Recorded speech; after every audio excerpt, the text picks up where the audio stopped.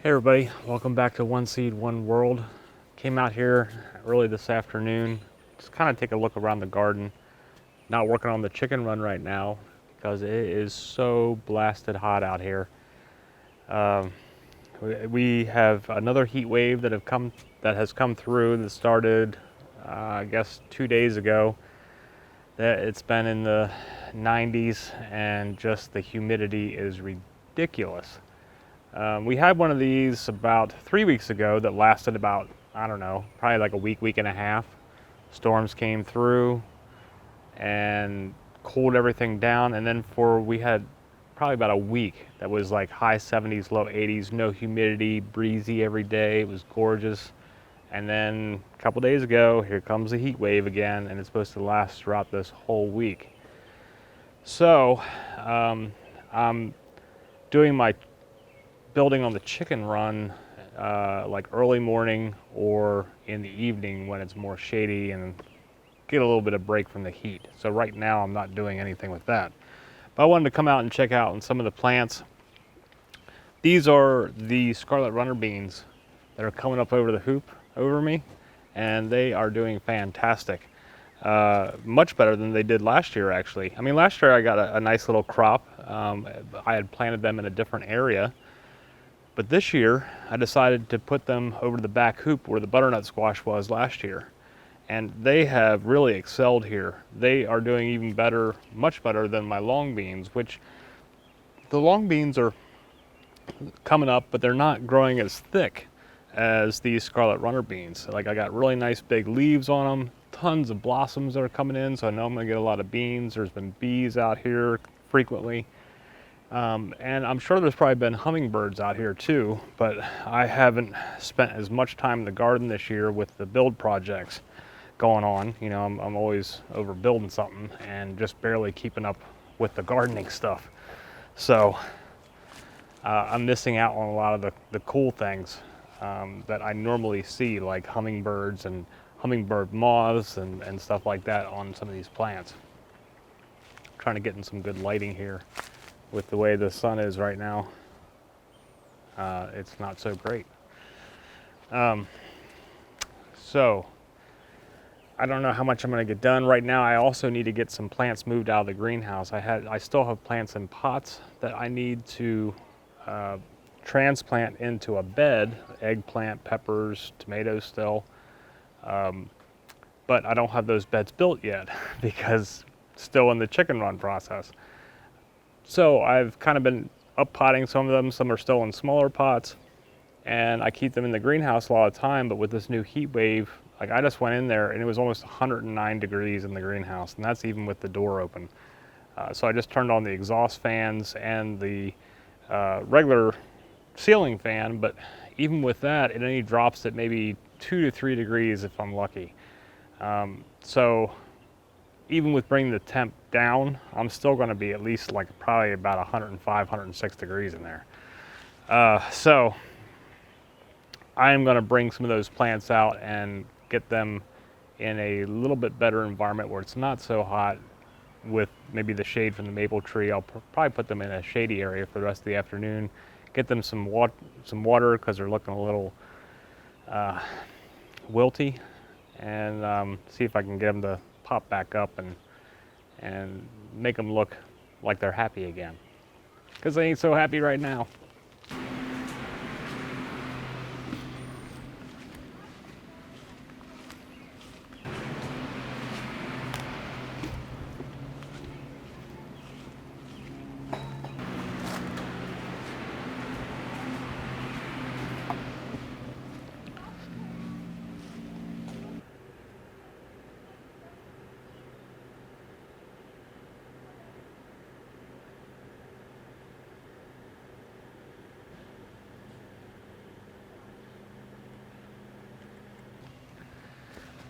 So generally, I wouldn't water my plants during the middle of the day like this, but because I'm bringing them out of that just extreme heat in the greenhouse and putting them in a kind of mostly shaded area, dappled shade, I guess, I think it will be fine. They're going to soak this water up. generally, you know, when you're watering your plants, early morning is the best time. And even watering, besides watering in the early morning, watering at the base of the plant is better than what I'm doing right now, where I'm just kind of spraying them all. Most of these are eggplant, with the exception of, I've got some California Wonder Peppers over here. And these are ones that I've not up-potted yet. And some of them I haven't even separated out yet, so that's why they're struggling more. I have not been taking as good of care of these. I have other ones that I have transplanted out. They're in their own separate pots and bigger pots, and those plants are doing much better. But again, back to the watering. If you can water at the base of your plants in the early morning, that's really the best way to water. It helps prevent things like blight and fungus from forming. It's so hot out here today. I know the leaves of these are still going to have plenty of time to dry up, so I'm not concerned with that with these. Things like tomatoes are going to have more of a problem with the fungus when their leaves get wet, and that's why it's best to base water in the early morning, and then it gives it time for the plant to soak up that water. And if you do have any splash up on your leaves and stuff, it can dry out in the sun during the day. Whereas watering at night is okay too, but you can run into more of a problem with fungus as that dampness and moisture is sitting on the leaves, or just kind of, I don't know, it's a little too damp at night sometimes when you're doing your watering, and it can, not always, but it can increase your chances of getting a fungus. Morning, you know, it has time to soak everything up, leaves dry out during the day, whereas at night it just kind of sits on the leaves if you have any splashback, or if you're top watering.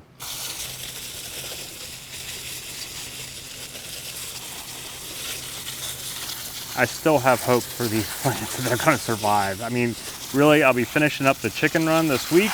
We are moving the coop, I think, on Thursday, and then I can get the old coop taken down and start building the first beds and start putting some more plants in the ground.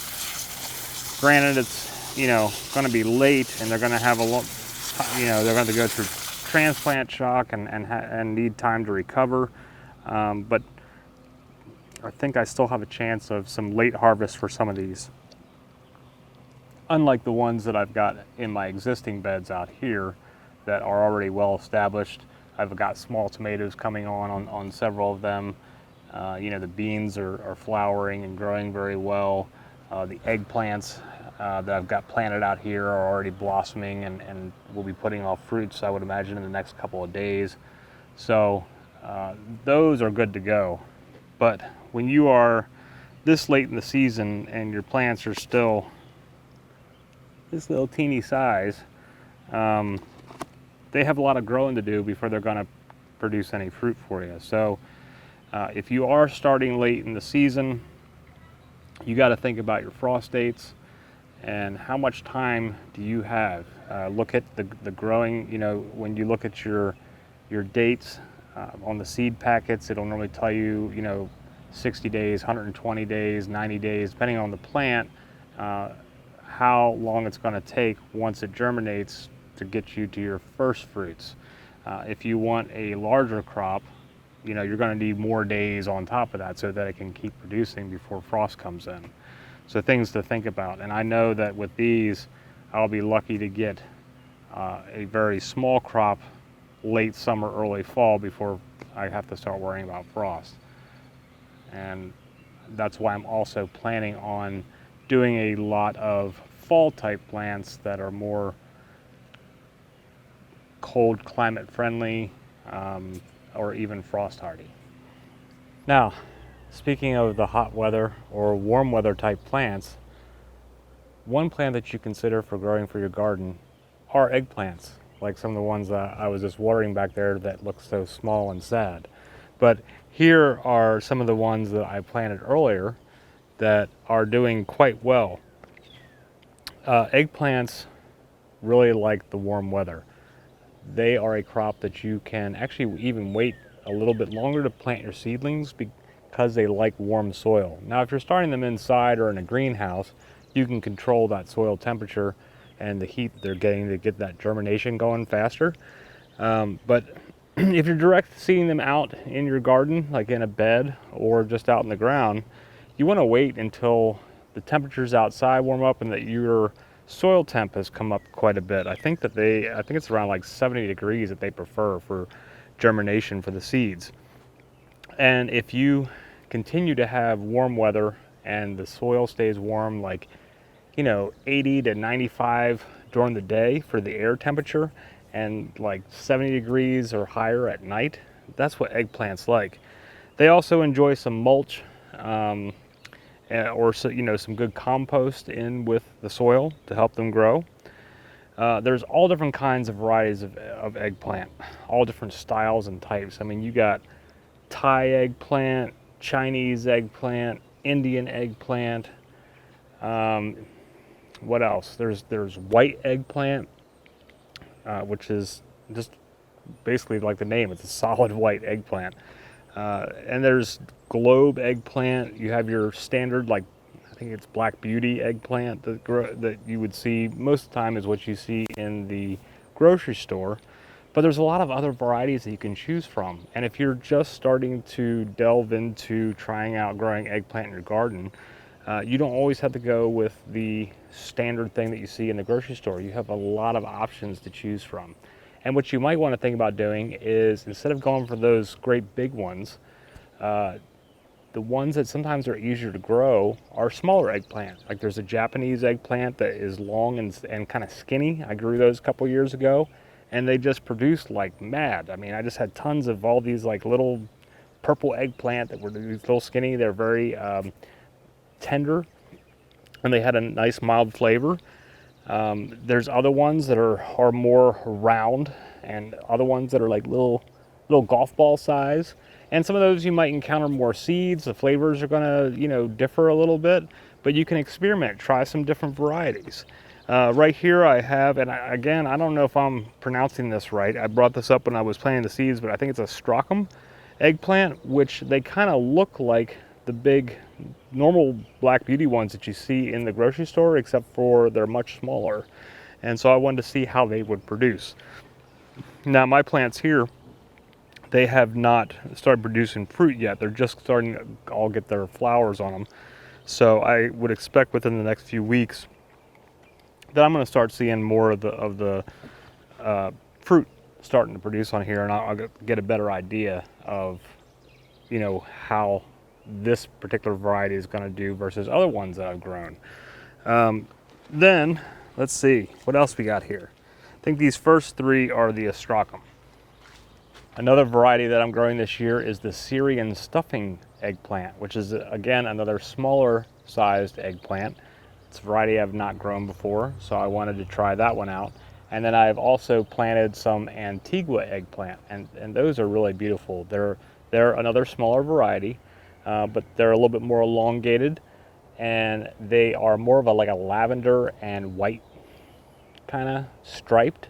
They're really a very pretty plant to grow, both for the fruits, the flowers, and just overall, it's just kind of a cool plant. I would suggest if you're first starting out with growing eggplant, the Antigua variety might be a good choice, or even the Japanese one that I mentioned. They both put off a lot of fruits, and they seem to be a little bit easier to grow than maybe some of the other varieties that I've tried. But like I said, there's so many different varieties out there that you can try, whether it's the Chinese, the Thai, the Indian, whatever. Historically, there was some debate on where eggplant first started being cultivated, but I think right now there's a consensus that both India and China kind of had two different time periods. They both started to cultivate eggplant in their individual countries. Now, within Chinese history, at one point, I'm guessing this is probably not still the case, but at one point, when a Chinese woman was going to get married, she had to have 13 different eggplant recipes that she knew how to prepare in time for her wedding day. So it was a pretty important, food product within the culture, and it's still. I mean, even within American history, Thomas Jefferson at Monticello grew, I forget how many different varieties of eggplant that he grew there, and I think that they still maintain some of his gardens and stuff there with the eggplant growing. So take a look at your different seed providers when you are looking at eggplant, and maybe choose a couple different kinds and see what works best for your particular growing zone. Okay, quick edit in. I didn't realize when I was filming earlier, when I was finishing up what I was talking about, the battery died on my microphone, and I went in to edit and found out that I had no sound for the last 3 minutes of the video. So let me recap what I had talked about earlier. So speaking about seeds, if you want to save eggplant seeds, so with eggplants, they are self-pollinating. Each of the blossoms that come off of an eggplant have both the pistil and the anther, so that they can pollinate themselves. However, they will also have insects that will, visit them. Bees and other pollinators will come through and visit the blossoms. But it's not necessary for an eggplant to have those pollinators, because they will pollinate themselves with just a little bit of shaky from the wind or whatever. They'll pollinate themselves. However, because bees and other insects may visit your blossoms from time to time on your eggplant, they can be cross-pollinated between varieties. So if you want to save seeds, you want to make sure that if you are planting multiple varieties, that they are spaced appropriately. Now, an appropriate space for varieties should be a minimum of 300 feet apart, up to like 1,600 feet apart, and that will most likely prevent any hybridization or cross-pollination, so that you can get true seeds from your varieties. Now, if you're only planting one variety, then you don't have to worry about that. But if you are planting multiple varieties and you want to save the seeds, you want to make sure that each variety is on opposite ends of your garden space, at least 300 feet apart, to reduce that amount of cross-pollinating and cross breeding, whatever the terms may be. But you can save eggplant seeds, and if you're just planting one variety, you can certainly just save the seeds and you will be fine. Just if you're planting multiple varieties, be aware of that. So really, that's about it for eggplants and all this crazy hot weather. Now that I've come out here a couple hours later, it's not quite as bad as it was earlier, where I just felt like I had gotten in the shower with my clothes on. The temperature is dropping a little bit, but it's still pretty hot out here. Anyway, I just want to thank all you guys for stopping by and checking out our videos and subscribing to us. If you haven't already, please subscribe to our channel and check out our other content. But just within the last 2 days, we've hit that first goal of surpassing 1,000 subscribers. So that's really pretty exciting. And I just want to say thank you, and really appreciate that you are, finding some good value in the content that I'm out here videoing and trying to share gardening, homesteading, build projects, chickens, whatever information that we're putting on here, recipes, but thanks for stopping by and checking them all out. I hope you continue to subscribe and follow our channel, but thank you.